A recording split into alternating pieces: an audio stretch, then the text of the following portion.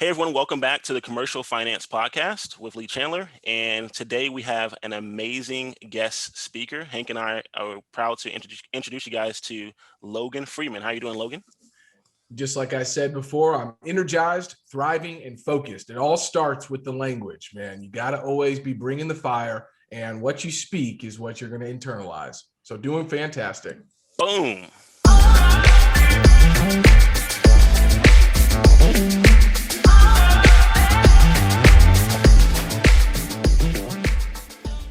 Boom. It's powerful. Yeah. I love it. Well, but he's absolutely right. If you don't bring energy, a certain amount of commitment, certain amount of enthusiasm, a certain degree of confidence, credibility, it's like, why are we in this business, right? That's right. One thing that I always try to go back to is a mental model, and a mental model that Tony Robbins taught me called the triad. Anytime that you're feeling a little down, and I'll tell you, 45 minutes ago, my energy levels were a little low. I knew I have 3 interviews back to back today. And I said, you know what? I got to bring the A game. And so I try to focus on my language, on my physiology, and what I'm focused on. And typically, if I change one of those, then the energy starts to flow. And for me, the language which I use on a regular basis is the easiest way to trigger. Okay, it's game time. It's just like the old sports metaphor. If you look right, you're going to play right if you're feeling right. And it's all kind of plays into business as well now. Awesome. So speaking of, Logan, how did you get started with where you are, right? What led you to you making these large investments and having a team of people that work with you and for you? So 4 years ago, I was newly married. I was focused on, trying to create some sort of stability, right? And, I always have had this fire within me. My dad always told me, Logan, you can accomplish anything, but you got to set your mind to it. And I never really understood what the heck he was talking about. But I always realized I wanted to be better. I wanted to have a life that maybe I didn't have, growing up. I wanted to create that. And 4 years ago, I had been reading so much voraciously. 4 books a month. I was, a week a day, or a book a week is what I was reading. And I'm not saying that's the best mentality to go about it. I'm much more on implementation now, but it got me started, and it created a new sense of belief in me that I could achieve what I wanted to. And so when I was fired 4 years ago from my safe 6-figure job here in Kansas City, I had to take a real hard look at, okay, you thought this was safe and comfortable and where you were supposed to be, but everything was taken from you in one day and you had no control over that. And so what are you going to do to set your family, yourself up for success? And I had to say, well, I've always been a hunter. I've always been one that wanted to be paid for my performance, meaning if I do better, I want to be compensated better. I don't want to be capped. And so that naturally in the business world related to sales. And, when I was fired from my sales job, I said, okay, well, where can I focus on control? And it was said, well, I need to be a business owner and I need to create a business. And I had been studying wealthy people for quite some time. And I saw a lot of themes, central themes in those. And, there's a quote that says something around the percentage of 90% of the world's millionaires have always been created through real estate. No idea if that's true or not, but you know what? I believed it.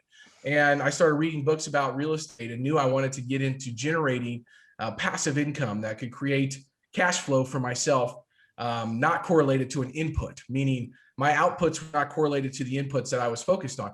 And so, I got into real estate in a perfect market in Kansas City at the right time. My buddy had just landed a huge client, was a $50 million fund that was purchasing single family homes at scale. So we were purchasing single family homes, renovating them, renting them out. And then we did a refinance on 265 single family homes. We were the 6th group in the country to go through the Corvest portfolio refinance, which basically means, hey, we bought all these assets, we added value, we created an income stream, and we went and got non-recourse debt for the sponsors across that whole portfolio and returned 85% of the capital back to the investors and still cash flow.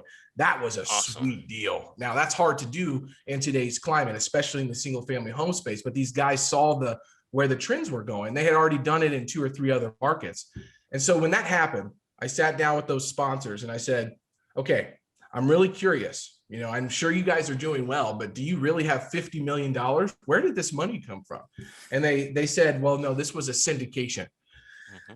Well, guys, I had never heard what that word before. I couldn't even spell that word. So I went off on a big educational circuit for myself and figured out that, hey, this is what I wanted to do. I wanted to create a syndication business. And so I brought that idea to my broker at the time, and he said, you're going to get crushed, man. You're going to be playing with the big boys. This is not something for you. And it's definitely not something for me. So you're going to go have to find a different route. And so I did. I said, okay, see you later. And I left.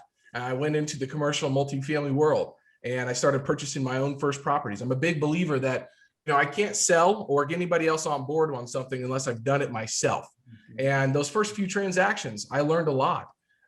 2 years ago, I wrote a $225,000 check to one of my investors to make him whole on one of my first deals that I did with me and him. So I learned a lot, meaning I lost a lot of money, but I learned a ton. And then I took that same model into, okay, let me see if I can figure out where my sweet spot is. Where's the correlation, or where's the intersection of my greatest strength and my greatest passion? And let's figure out if I can apply that mental model, which is the Ikigai model from the Japanese. It's a Venn diagram. And I used that model and overlaid that into the commercial real estate world. I figured out, okay, you're really great at building relationships and finding off-market great opportunities. And so I focused on that and found partners that focused on the rest of the business. And that allowed us to scale to the point that we're at now. That's awesome. That's awesome. And then there may still be some people who are listening and thinking like, well, what the heck is syndication?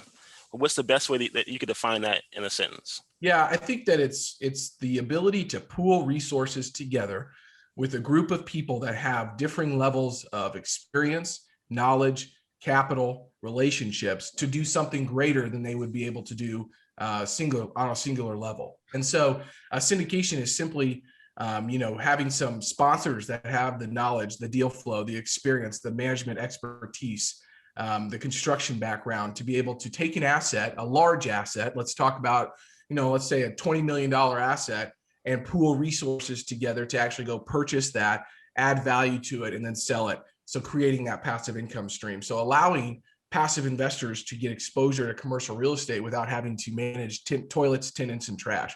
That'd be the best way I can kind of, I think, explain that. Fantastic. I love it. All right. So some of the listeners may or may not know that you are a vet. I would say a vet when it comes to football, right? For the NFL. Okay. What would you say to athletes right now who are looking to invest and they're looking to make the money grow? Yeah. Well, for me, when I was playing football in college, I'm a little small town, Jefferson City, hay throwing, floor sweeping type of guy. I thought I made money when I grew up was putting hay from a field on the back of a trailer. I got paid to do that, just manual labor, and I had no idea that there were all of these different structures that allow people to create wealth for themselves. I'm a first generation, what I'll call wealthy or plan to be wealthy individual, right? And so you always have to be thinking about what's plan B. And I had so many buddies in college that said, man, I'm going to the league and I'm not gonna worry about my academics. I'm not going to even graduate potentially. And, I didn't take that same strategy. I was an ESPN all academic, all American before I was a performer on the field. Obviously you have to be decent on the field too, but you have to take your studies very seriously. And I was the only one on my team that made it to the league. And I had no, plan to do that. And so, frankly, you have to be thinking about what your plan B is. If you look at the statistics with, how short these careers are in the NFL, in the NBA, in the MLB, all of these different professional athletics, you'll see a theme that there's not a lot of people that make it for a long time. Injuries, young players coming and taking their spots, politics, the game changing, all of these different things, And so for me, I would say, if you're making a great living right now, you need to be thinking about a way to create an exit strategy. I call it a transformational exit strategy that's going to allow you to set yourself up for success, and just model the wealthy individuals, previously. Look at Shaquille O'Neal. That guy is a huge investor, Huge.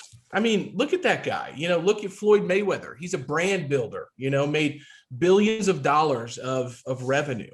I heard that Floyd Mayweather can't even read. Yeah. Somebody told me he can't read. Yeah. Look at that guy. I mean, but he's putting together a good team of resources. That's right. So I would say that utilize your platform that you have to build relationships with really smart individuals and live under your means. I mean, that's the biggest piece. We see all these athletes that have a hard time after they're exiting the athletic realm and to make it, because they've lived a current lifestyle that their current income is not going to support. And so look at JJ Watt, I mean, look at these guys that are investing these dollars that are going to allow them to set themselves up for success. So it all goes back to stoicism. You have to be able to delay gratification now, knowing that it's going to create something better and greater later. And so you have to be able to say no to all the pleasures, all of the amazing things that you can go do, because one day, everything.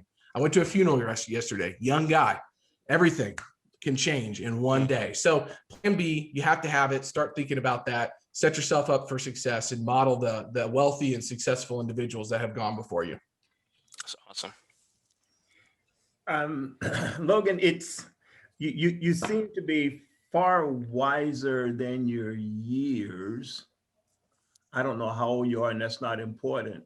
How did you gain such perspective, such insight, such depth of knowledge that allowed you to make the transition from the NFL, high roller in the NFL, to being an entrepreneur? Well, I would say I attribute to learning, being a voracious learner. And that for me, that was podcasts, it was audiobooks, and it was reading physical books.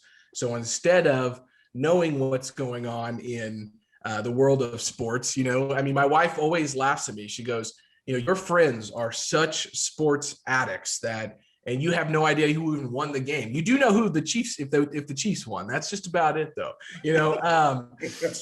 But she's always laughing because I have no interest in it, really. What I have interest in is setting my life and my family up for success. And so, to me, I was really early on turned on to reading. And when I still remember, the first book I ever read was The Power of Habit by Charles Duhigg. And this was in my master's program. It was in a marketing class. And I was like, why is this not earlier on in my curriculum?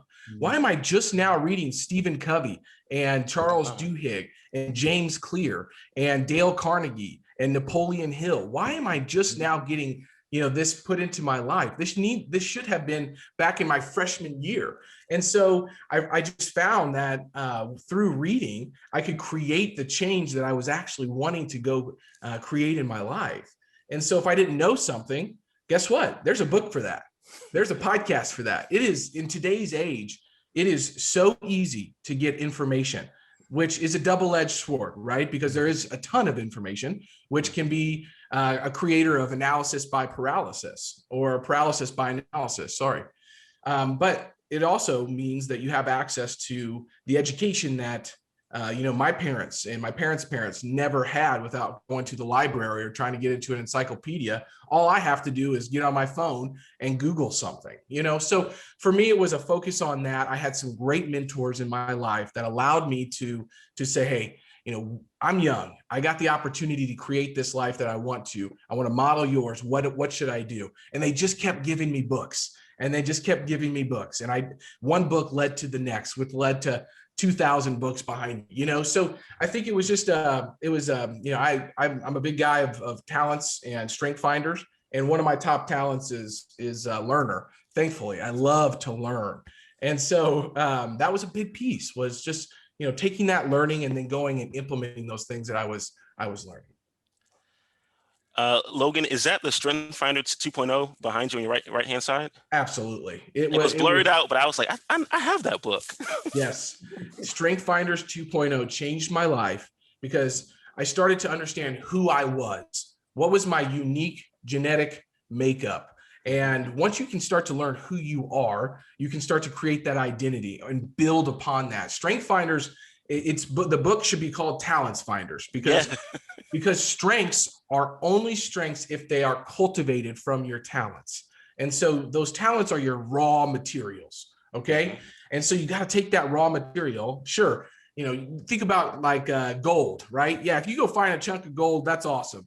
But really, what does gold get turned into? It turns into wedding rings. It turns into all of the things, right? So take that gold and create jewelry from it, And so that was a big piece for me, was understanding that, okay, these are talents. That's awesome. I need to go actually create these into strengths. And so that book changed my life, which also turned me on to Emotional Intelligence 2.0. And you're hearing it from a 335-pound offensive lineman here. Emotional intelligence is what elevated me to the level that I'm able to continue to grow every single day. I mean, understanding self-awareness, self-management, social awareness, and relationship management, those 4 components, is a mental model that will help you immensely in your life. And so I studied that for 2.5 years straight. Awesome. You mentioned the Strength Finders, and one of the great things there too, it tells you what you're not good at. That's right.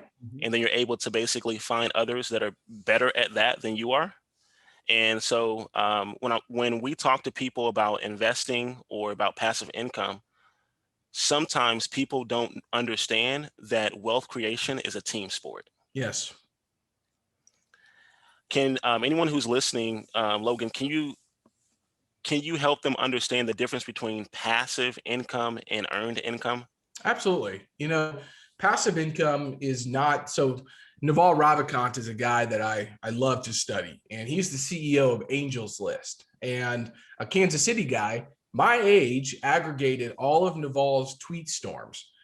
Believe it or not, tweet storms are a thing. I'm not on Twitter, so I don't know, but took all of his tweet storms and then evaluated, and then just continued to dive deeper into these. And one of the things that he says is, to build true wealth, your inputs cannot be correlated to your outputs. And so what you're creating cannot be tied to time, right? And so if your time is the only thing that's creating income for you, then you're going to be hindered. You're going to be limited at some point.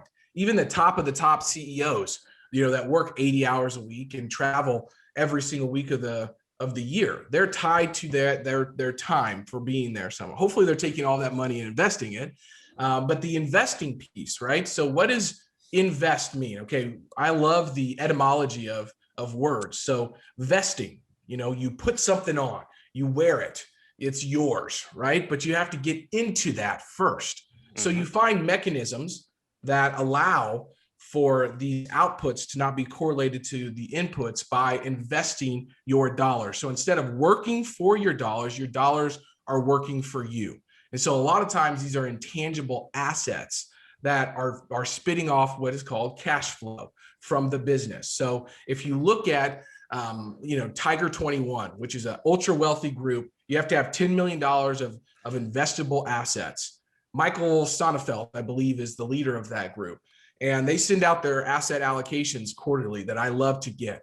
And what I see is the asset allocation is to private equity and to real estate. That's the number 1 and number 2 pieces. Both of those things are tangible and they throw off cash flow. And so that's the difference between active and passive income. Passive income's out there earning for you while you sleep. Active is tied to your time. Awesome.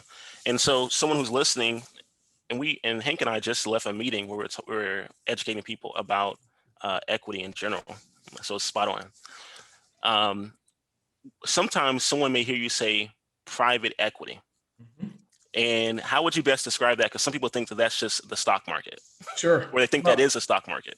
Okay. So most wealthy individuals, there's a structure that people put in place called a family office. And this was something that I had to learn about the last couple of years.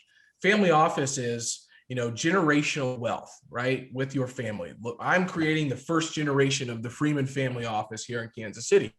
And so that whole thing, that whole structure is to say, okay, you're going to generate this wealth, but then how do you preserve it? That's the number 1 goal. Let's preserve the wealth, right? Warren Buffett's number 1 rule of investing. Don't lose money.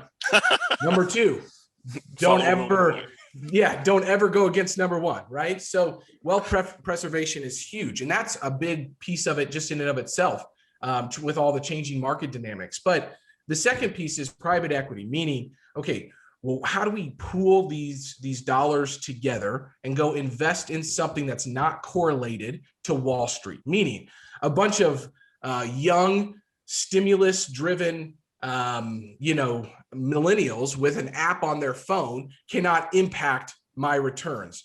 Now, they can do that through Wall Street, right? I mean, that we've seen this happen with GameStop, with AMC, which is a Kansas City company. We got on Reddit, and Reddit just blew these stocks out of the water based on what?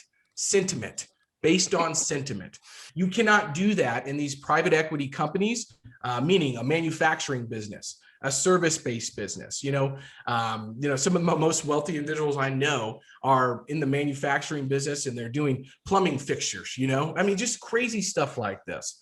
But these things are generating cash flow that are uncorrelated to Wall Street, which you cannot get access to. So that's the private piece. And then the equity piece is, okay, great. Let's put these dollars together and go get some ownership in these institutions, in these companies, in this real estate. So I think that's how I would break it down. Is I know private equity gets thrown around a lot.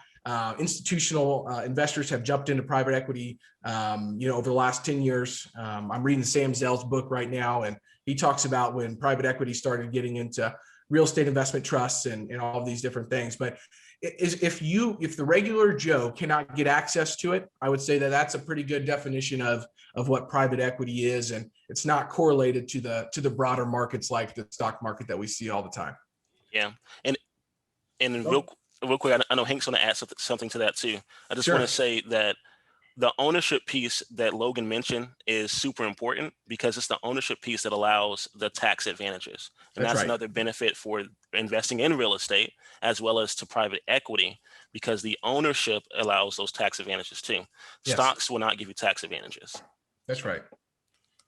Logan, you're mentioning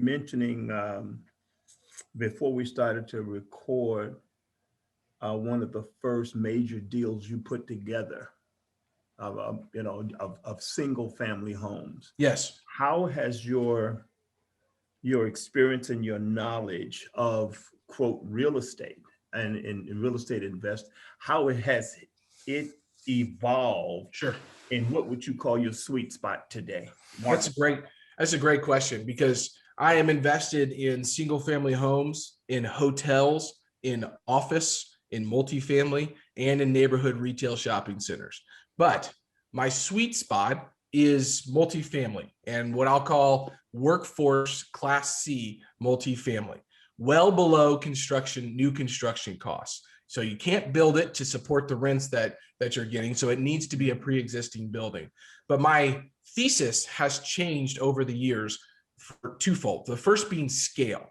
When I built the single family home portfolio, the only reason we were able to do it at scale was because we had the management team in place, we had the construction in place, and we had the capital ready to go. And the market supported that thesis at the time. If I've learned anything in real estate over the past 4 years, it is that if you do not pivot and listen to what the market is demanding, you will fail. Because the same thesis that I had 12 months ago, when I had $25 million worth of neighborhood retail shopping centers under contract and dropped it pre-COVID, was not a good thesis at the time. It was, a month before COVID, right? But everything shifted. And I focused more on multifamily because I saw a trend saying, okay, well, if retail shuts down, then they're not going to be able to pay their rent. But everybody still needs a place to live. If they lose a job, I guarantee they can pay a $600 per month, rent payment instead of a $1,200 payment. And so I guess my thesis has changed on what I should focus on in relation to scale and then what the market is demanding. I still love the asset classes that I'm in, other than multifamily, but they were in a certain time that made them more attractive than they are right now. And until I see the pricing arbitrage in those other asset classes that we have not seen yet here in Kansas City, I'm not going to get back into those. And so I think that I'm just really, really in tune. And everybody, if you're investing in an asset classes, as niche as real estate, you have to be very in tune with what's going on in your local market where those assets are located.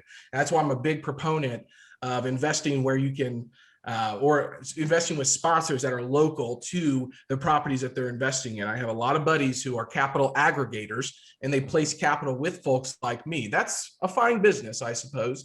But when I'm talking to my investors and they say, hey, how's that deal over in Independence doing? I can drive in the car and I can go get pictures that same day and I can give them an update. So I think that scalability and the changing market dynamics continue to shape and change our investment thesis. But one thing that has rang true is recession-resistant asset classes like workforce housing. I don't think are going to go anywhere anytime soon. And so we feel very strong with that. And that's our sweet spot. Do you have any mixed use assets on your portfolio?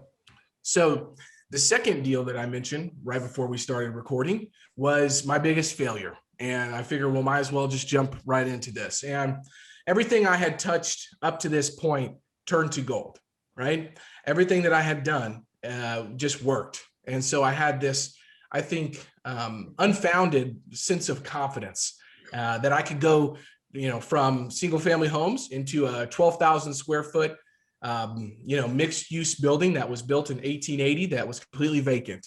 And what I learned on that project, which I'll tell you the outcome here very soon. But what I learned on that project is when I tried to wear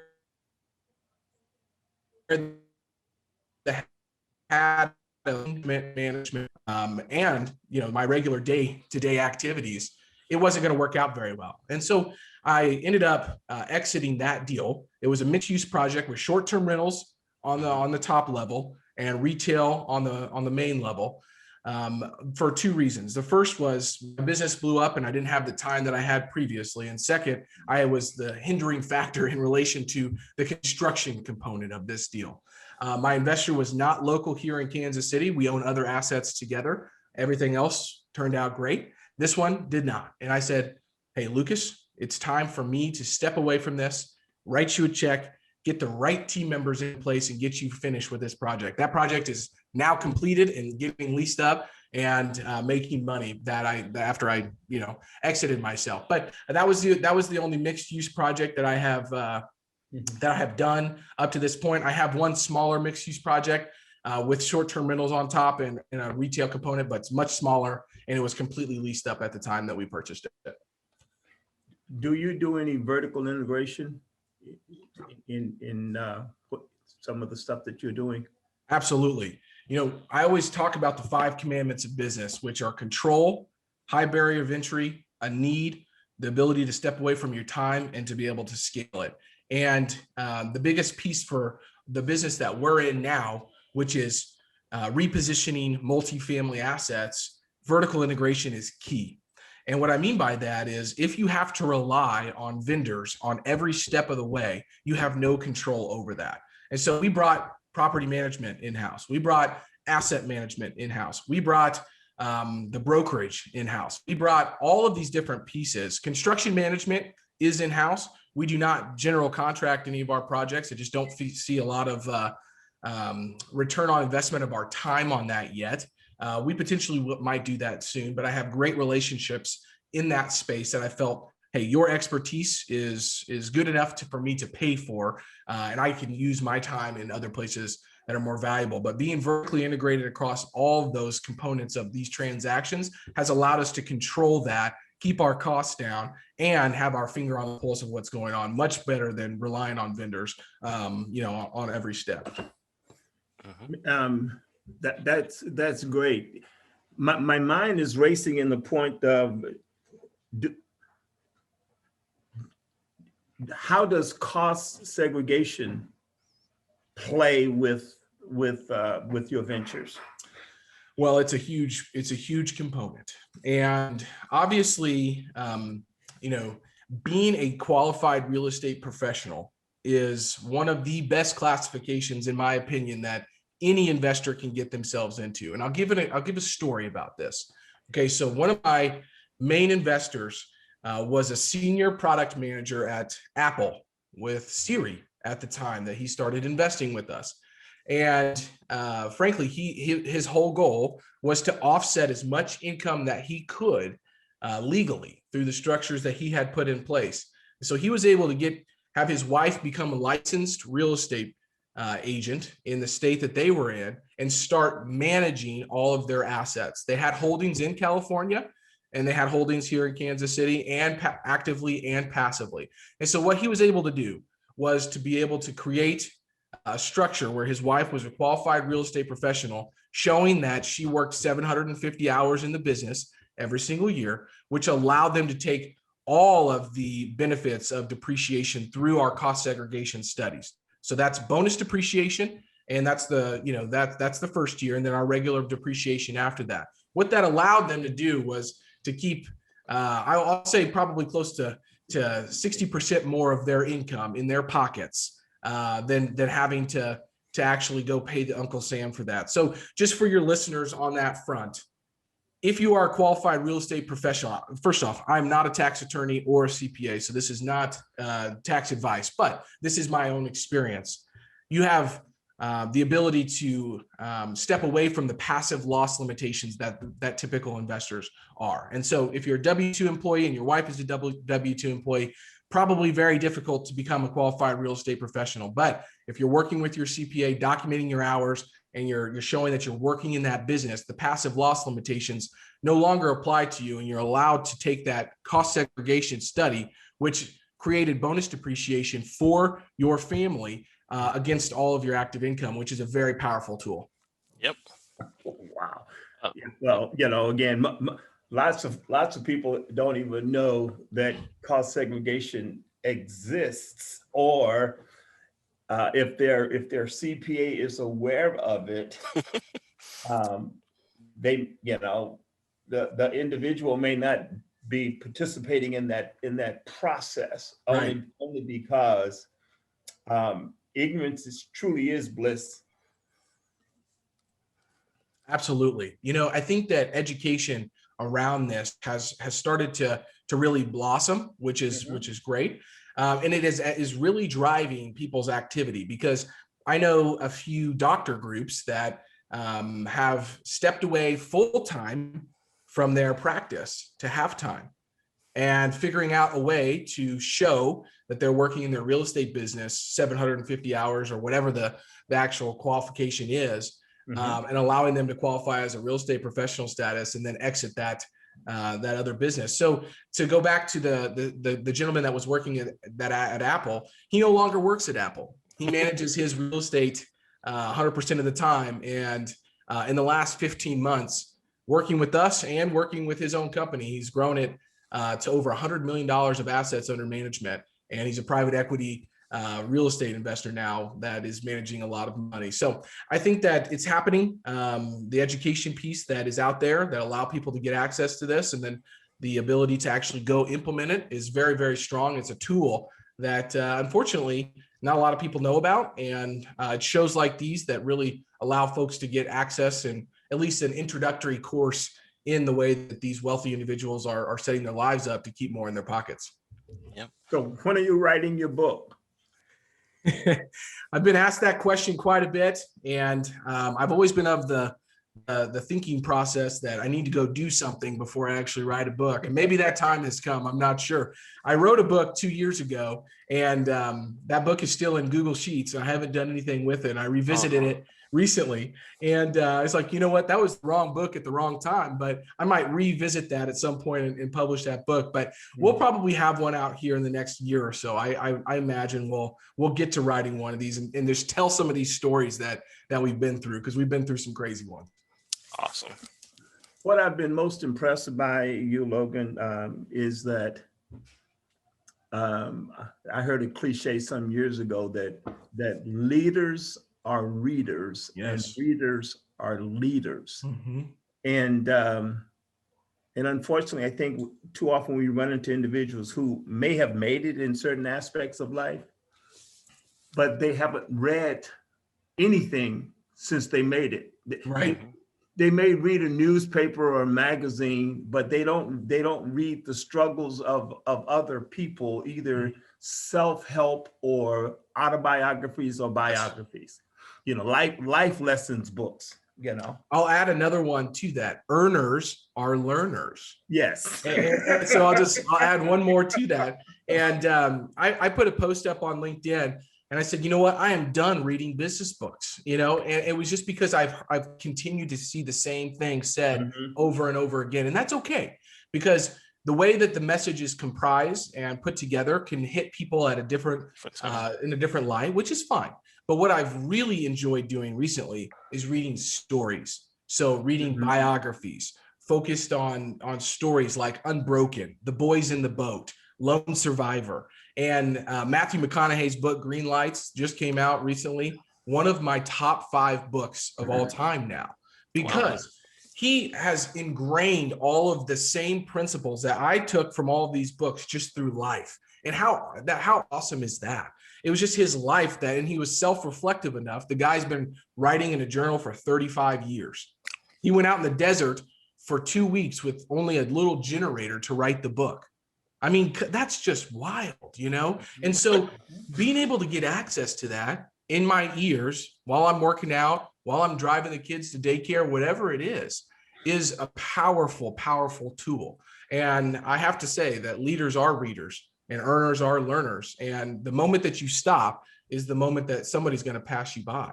And so that's a big tool to have in your toolkit, is to get back to reading. And I got some favorite books, but we've talked about a lot of them already. All you got to do is search Google for top 5 books of all time, and they'll all pop up there. Just start there, and you'll start, moving off in different directions to what interests you.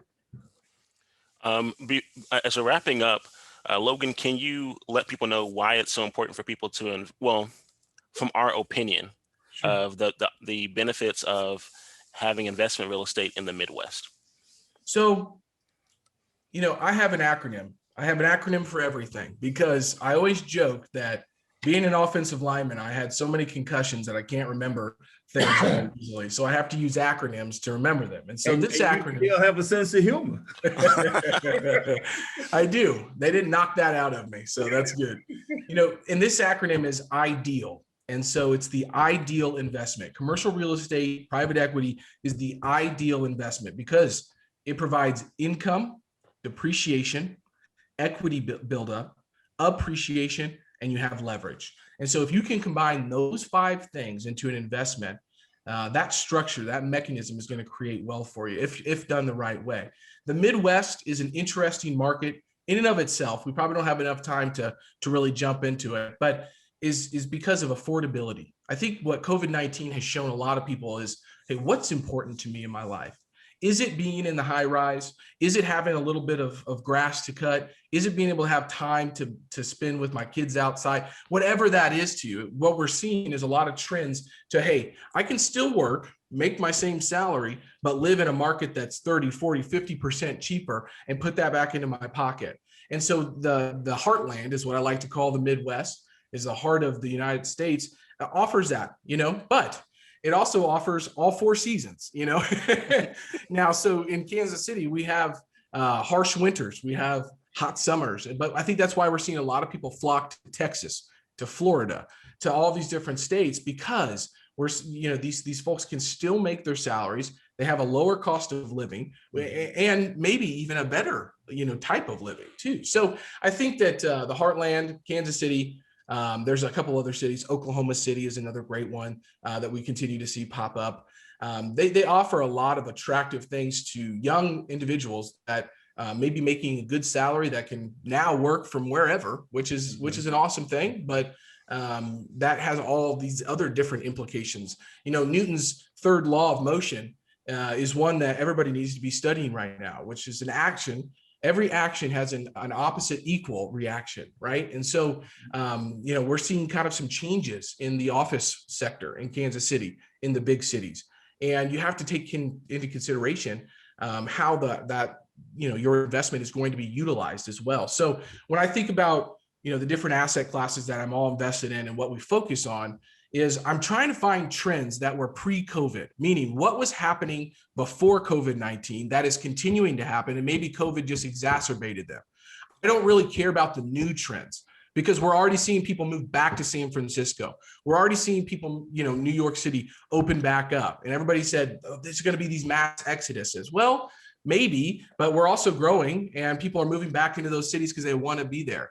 And so I'm looking for these trends that we're saying, okay, well, what are folks doing pre-COVID that COVID-19 just exacerbated? And that's where our investment thesis is continuing to evolve on a regular basis. But the Heartland, I think affordability is great. The type of living that you can get here is wonderful. And that's attracted to us a unique certain demographic that is, creating population growth here in the Midwest. Fantastic. If you had to do it all over again, where would you? Because we all sort of kind of reflective sometimes. Oh yeah. If I had to do it all over again, man, I'd probably give myself a little more grace. I'm really hard on myself. And, I think that I have a good mentor that's always saying you have to celebrate your wins.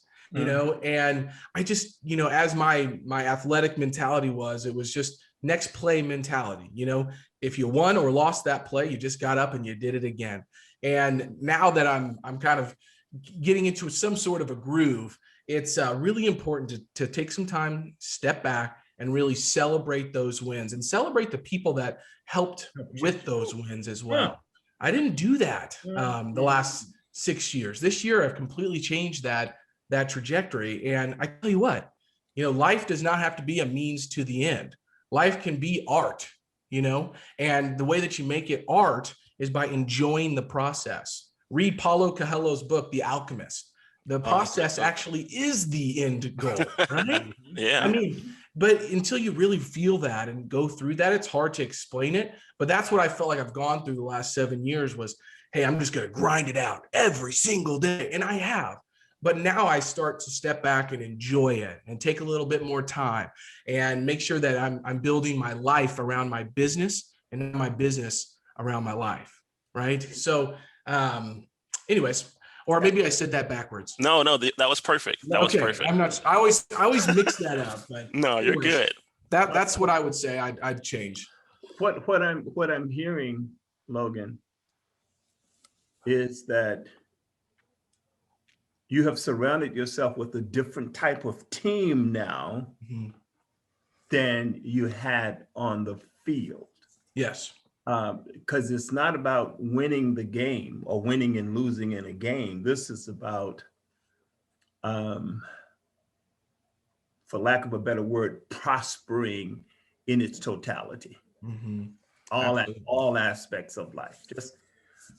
And unfortunately, too many people miss out on that because they're good at this or that, or that they're better at this or that than most people around them.